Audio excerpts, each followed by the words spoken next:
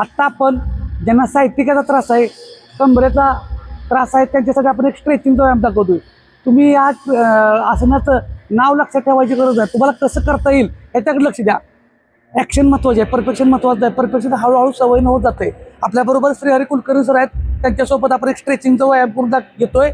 बघा हे असं दोन्ही हात पुढे घ्यायचे, नंतर बघा हां दोन्ही पाय पाठीमागं टाचा टेकायला बघायचे आहेत. मान खाली घालायचे, मान आपल्या नाभीकडं म्हणजे बेंबीकडे बघायचं खालून, ठीक आहे. आणि टाच टेकण्याचा प्रयत्न करायचा आहे, गुडघे ताट करायचे जेणेकरून ह्या भागावरती ताण निघेल.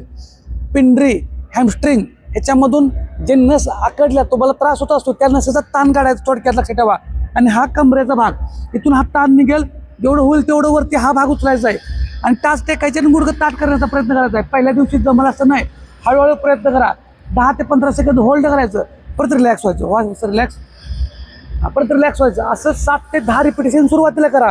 नंतर हळूहळू त्याचं रिपिटेशनचं वाढवत जायचं आहे, सवय लागेल तसं. कारण पहिल्या दिवशी बरं वाटतंय म्हणून जास्त करणं पण चुकीचं आहे. फक्त एका दिवसात करून उपयोग नाही, सातत्य ठेवा तरच तुम्हाला फरक पडणार आहे. बऱ्याच जणांना पायात मुंग्या येतात, पाठीमागून न साकडली असते, याच्यासाठी हा उत्तम 1 नंबरचा व्यायाम प्रकार आहे. हळूहळू अजून व्यायाम प्रकार आहेत, ते शिकवले जातील, दाखवले जातील. फक्त कारणं सांगायचं नाहीत, व्यायामाला सुरुवात करा. धन्यवाद.